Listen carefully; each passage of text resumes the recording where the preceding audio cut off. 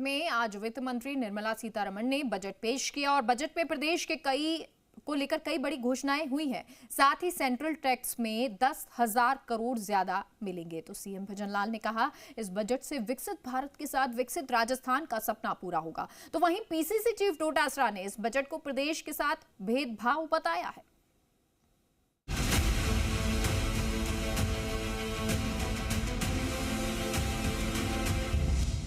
वित्त मंत्री निर्मला सीतारमण ने आज संसद में बजट पेश किया, जिसमें प्रदेश के विकास को लेकर कई बड़ी घोषणाएं की गई। केंद्रीय बजट 2025-26 में प्रदेश को सेंट्रल टैक्स में 10,000 करोड़ ज्यादा मिलेंगे, जबकि सड़क पानी के प्रोजेक्ट में केंद्र लोन की गारंटी देगा। राजस्थान स्टेट हाईवे को 321.21 करोड़ रुपए, राजस्थान ग्रामीण पेयजल वितरण को 255 करोड़ रुपए, Rajasthan state highway development project के लिए इस बजट में लोन की गारंटी।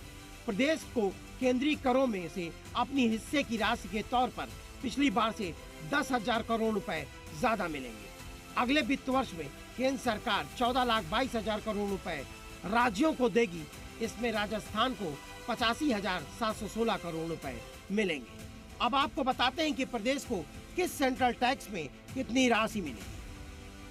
प्रदेश को कॉर्पोरेशन टैक्स में 23,934.98 करोड़ रुपए, इनकम टैक्स से 31,936.24 करोड़ रुपए, सेंट्रल जीएसटी से 24,954.27 करोड़ रुपए, कस्टम से 3,945.35 करोड़ रुपए, यूनियन एक्साइज से 819.64 करोड़ रुपए।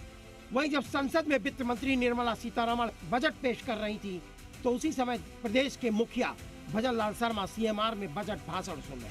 सीएम ने सोशल मीडिया एक्स पर लिखा कि प्रधानमंत्री मोदी जी के कुशल नेतृत्व में सर्वसमावेशी बजट न केवल वर्तमान की समस्त आवश्यकताओं की परिपूर्ति करता है, बल्कि विकसित भारत की परिकल्पना को साकार करने की दिशा में भी महत्वपूर्ण कदम है। केंद्र सरकार ने इस बजट में सभी वर्गों का विशेष ध्यान दिया है।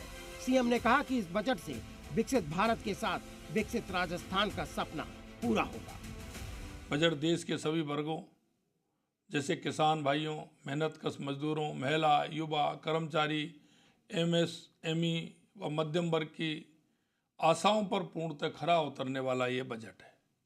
इस प्रकार ये बजट सभी मायनों में ऐतिहासिक है और वर्ष 2047 तक भारत को विकसित अर्थव्यवस्था बनाने की दिशा में मील का पत्थर साबित होगा।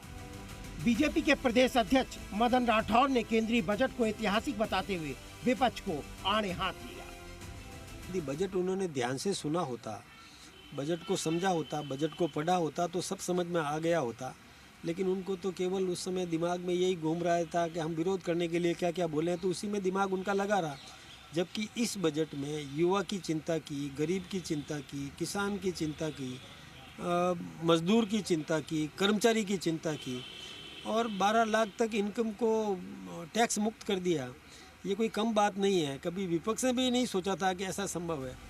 वहीं आम बजट पर प्रतिक्रिया देते हुए पीसीसी चीफ गोविंद सिंह डोटासरा ने कहा कि बजट में राजस्थान का नाम तक नहीं लिया गया।